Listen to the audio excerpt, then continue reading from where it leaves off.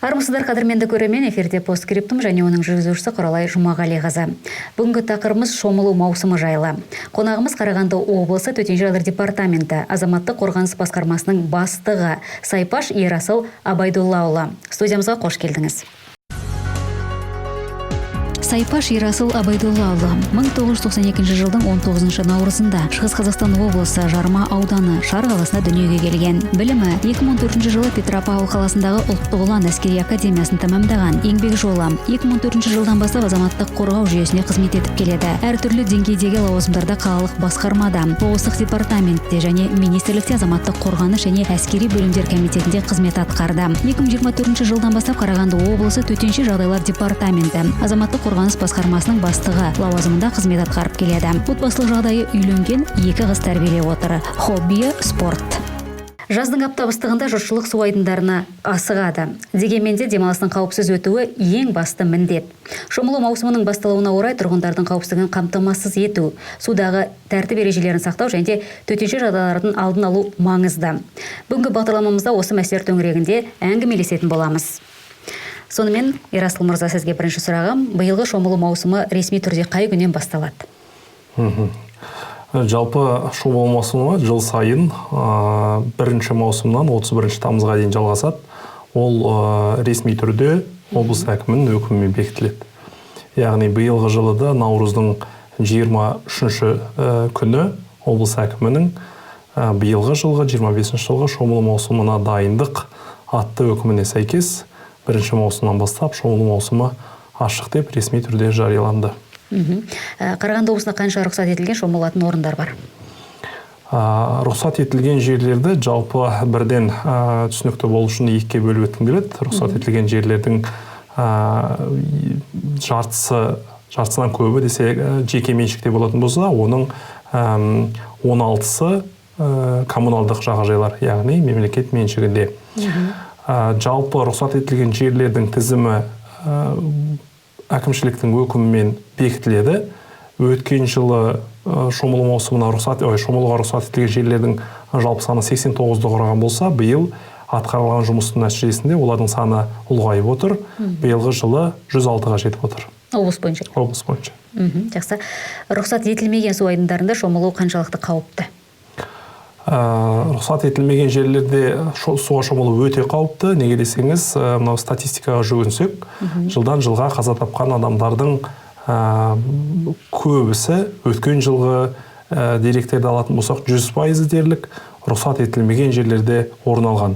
Яғни, ол не деген сөз, онда жерлер адамның өміріне қауіпті. Өйткені кез келген оқыс жағдай орын алған жағдайда дер кезінде көмек көрсететін, құтқарып қалатын мамандар жоқ болады ондай жерлерде. Сондықтан ол өте қауіпті. Біз тұрғындарға әрдайым ондай жерлерге суға түсуден бас тартуға шақырамыз. Жақсы. Тұрғындар арасында судағы қауіпсіздік бойынша қандай түсіндіру жұмыстары жүргізілді? Яғни суға түсуді кезінде адамдардың суға қауіпсіздігін қамтамасыз ету сұрағы өте бір маңызды сұрақтардың бірі болғандықтан, оған дайындық ерте бастан наурыздан бастап басталады. Яғни жаңағы айтып өткен облыс әкімінің өкімімен жоспар бекітіледі. Сол жоспардың аясында үгіт насихат, алдын алу шаралары ауқымды түрде жүргізіледі. Олардың бастылары ретінде жаңа сөзінде айтып өткендей, рұқсат етілген қауіпсіз жерлердің санын ұлғайту, рұқсат етілмеген жерлерде тыйым салу белгілерін орнату, жаңағы рұқсат етілген жерлердің су айдынының астын түбін тексеру сияқты, олардың сәйкестігін тексеру сияқты жұмыстар атқарылады. Кейін оқу процесі кезінде балалардың қауіпсіздігін қамтамасыз ету мақсатында мектеп қабырғаларында үгіт насихат жұмыстары жүргізілді. Ашық сабақтар, интерактивті сабақтар, барлық ата-аналармен мұғалімдерді қоса отыра үлкен ондай ауқымды шаралар жүргізілген болатын. Сонымен қоса рейдтік патрульдік шаралар күні-түні жүргізіледі. Олардың барысында жаңағы суда қауіпсіздік ережелерін бұзған үшін жеке тұлғалар әкімшілік айыппұл салынады. Қазіргі таңға дейін 36 адамға әкімшілік хаттама толтырылған болатын. Сондай-ақ балаларды жүзу дағдыларына үйрету мақсатында мектеп қабырғаларына каркасты бассейндерді орнату, әкімдіктің қолдауы арқылы осындай үлкен бір шара жүргізіліп отыр. Нәтижесінде қазіргі таңға дейін 5 әкімшілік аумақта сондай каркасты бассейндер орнатылған болатын. Ол жерлерде біздің қызметкерлермен бірлесіп, мектеп қызметкерлері бірлесе отыра балаларды жүзу дағдыларына үйрету сабақтарын жүргізеді. Жақсы. Құтқарушылар қанша адамнан құралған және де олардың қандай техникамен жабдықталған? Құтқарушылар мынау су айдындарында орналасқан құтқару бекеттеріне алатын болсақ, олардың саны 5-еу. Жалпы 120-ға жуық құтқарушы сақадай сай. Олардың қызметі осы суға шомылу кезеңінің алдында одан бетер күшейтіледі. Қазіргі таңда 50-ге жуық жүзу құралдары, су астында зерделеу жұмыстарына арналған мамандандырылған құралдар барлығы дайын. Сонымен қоса, мынау су айдындарындағы жатпай адамдар баратын жерлерге мобильді жедел құтқару бекеттері уақытылы, яғни орнатылады. Себебі ол жерде 24 сағат бақылау жүргізу болғандықтан, сондай халық арасында ең сүйікті, ең көп баратын жерлерге мобильді бекеттерде орнатылып жатады. Және де өздеріңізге белгілі, облыс аумағына 5000-нан астам әртүрлі су қоймалары бар. Солардың барлығын қамту физикалық тұрғыдан мүмкін емес болғандықтан, біз волонтерлармен бірлесіп, жергілікті атқарушы органдардың қызметкерлерімен, полиция қызметкерлерімен бірлесе алдын алу шараларын жүргіземіз. Бірлескен кестелер бар. Соның арқасында ауқымды шаралар ұйымдастырылады.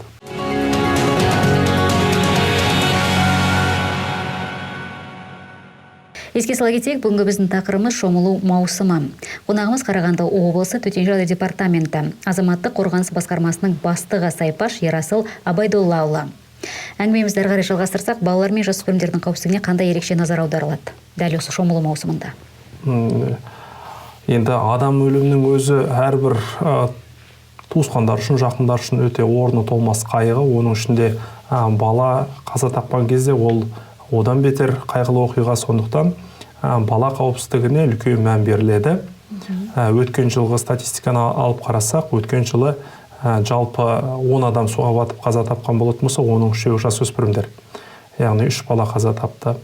Осындай қайғылы оқиғаларды болдырмау үшін жаңа сөзімде айтып өткендей, оқу орындарында үлкен ауқымды түсіндіру жұмыстары жүргізіледі, ата-аналармен қоса. Сонымен қатар талдау көрсеткендей, суға батқан балалардың көбісі жүзу дағдыларын білмейді екен. Яғни алдын алу үшін ең басты балаларды жүзуге үйрету сияқты да шараға үлкен мән беріледі. Мынау базасында стационарлы бассейндері бар мекемелермен меморандумдар жүргізіліп, көп балалы отбасы және басқа да балаларды жүзуге үйрету үшін тегін түрде сабақтар ұйымдастырылып жатыр. Осындай жұмыстар атқарылады. Оның ішінде мынау ювенальды полициямен бірлесе отыра рейдтік шаралар жүргізіледі. Олардың барысында балалар егерде анықталатын болса, ата-анасыз, үлкендердің қараусыз су жағасында жүрген жайттар белгілі болатын болса, оларға қатысты шаралар қолданылады. Жақсы. Су айдындарында ішімдік ішіп шомылатындарға қалай күресіп жатырсыздар? Бұл рейдтік патрульдік іс-шаралар барысында бізден айтып өткендей, жаңағы полиция қызметкерлері бірлесіп бізбен жүреді. Олардың құзыретінде әкімшілік құқық бұзушылық кодексінің 440 бабы, яғни жаппай халық жүретін жерде ішімдік ішкені үшін айыппұл салынады. Айтып өткім келеді, бұл жерде қайғылы оқиғалардың, судағы қайғылы оқиғалардың 60%-ға жуығы үлкендердің, ересектердің арасында осы алкогольдік ішімдік ішкен күйі орын алып жатады. Сондықтан түсіндірме жұмыстары, айыппұл, орысша айтқанда мера, которая бьет по гармону дейді, қалтадан тебетін шара ретінде осы айыппұлды күшейту арқылы халқымыздың санасына ішімдік ішпеуге шақырып жатырмыз. Былтырғы статистикамен салыстырғанда азайып келе ме сондай жұмыстардың арқасында? Өткен жылмен салыстырған кезде 12%-ға азаю бар. Яғни одан арғы жылы 23-ші жылы 12 адам қаза тапқан болатын болса, өткен жылы 10 адам қаза тапқан. Жалпы төтенше жағдай бола қалса, тұрғындар қайда хабарласу керек? 112 нөмірі арқылы хабарласу керек. Бұл жерде айтып өтетін жайт, көбінесе бір-бірін құтқарам деп, кейде бір емес бірнеше адамның суға батып жатқан фактілер орын алады. Сондықтан ондайды болдырмау мақсатында ең бірінші қандай да бір су айдындарында оқыс оқиғаға куәгер болатын болсаңыз, 112 нөмірі арқылы құтқарушыларды шақыруға шақырамыз. Балықшыларға қандай ескертулер айтасыздар? Олармен қандай жұмыс жүргізіп жатырсыздар? Балықшылар деген ол енді бөлек контингент десе де болады, себебі олармен байланысты су айдындарында оқиғалар жыл бойы орын алады. Қысқы кезеңде мұз үстінде мұздың опырылу салдарынан суға түсіп кетіп жатады. Енді жазғы кезеңде қайық арқылы қайықпен байланысты көп жағдайлар орын алады. Сондықтан ең бірінші айтып өткім келетіні, қандай да қайықпен жүзу құралымен балық аулайтын болса, ең бірінші құтқару жекеттерін киген дұрыс. Ол жаңа ережемен қарастырылған талап. Оны бұзған үшін де әкімшілік жауапкершілік қарастырылған. Сондықтан ең бірінші өздеріңіздің, жақындарыңыздың қауіпсіздігі үшін құтқару жекеттерін міндетті түрде қайықта болған кезде киюге тиіс. Соған шақырамыз. Қайықпен жаңағыдай белгілі бір өзеннің ортасына әр жағына кетіп қалмау дегендер бар ма, белгіленген жерлер?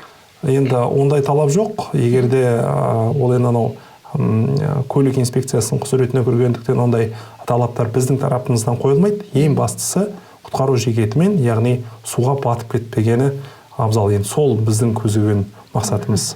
Соны қамтамасыз етсе, біздің тарапымыздан ешқандай сұрақтар туындамайды. Жақсы. Жалпы тұрғындарға негізгі ережелерді есте сақтау керектігін тағы бір мәрте айтып өтсеңіз, иә? Ең бірінші рұқсат етілген, жабдықталған жерлерде суға түсуге шақырамыз. Себебі ол жерлер қауіпсіз болып табылады. Енді ел арасында мынандай бір сұрақ туындап жатады. Рұқсат етілген жер, қауіпсіз жерді қалай айырамыз?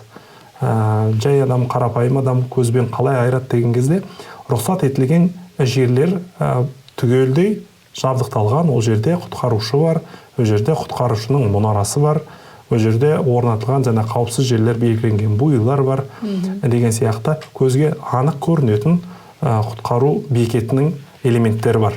Сондай жерлерді көрсеңіздер, ол жерлер рұқсат етілген, қауіпсіз болады. Сондай жерлерге түсуге шақырамыз. Ондай белгілер, ондай жерлер болмаса, сонымен қоса тыйым салу белгісі орнатылған жерлерге суға түспеуге шақырамыз. Екінші мәселе, түнгі уақытта көру шектелген уақыттарға суға кіруге болмайды. Алкогольдік ішімдік ішкен күйде суға кіруге болмайды. Балалармен су айдында болған кезде баланы 1 минутта болсын қараусыз қалдырмауға шақырамыз. Әртүрлі құздардан, биік мұнаралардан жаңағы секіруге, жабдықталмаған жерлерден суға секіруге рұқсат етілмейді. Ойнап шақыру дыбыстарын шақырмауға шақырамыз. Өйткені кейде шынымен көмек қажет болған кезде кезекті бір ойын ретінде қабылданып қалуы мүмкін. Осындай негізгі талаптар бар, бұларды сақтау өте маңызды. Жақсы, рахмет. Судағы қауіпсіздік әр адамның өз қолында. Демалыстың қайғылы жағдаймен аяқталмау үшін қарапайым ережелерді естен шығармаған жөн. Мамандардың кеңесін тыңдап, рұқсат етілген орындарда шомылу қауіпсіз әрі жайлы маусымның естелігі. Естеріңізде болсын, алдын алу амандықтың негізі. Осымен бүгінгі бағдарламамыз тәмам. Келесі кездескенше аман сау болыңыздар.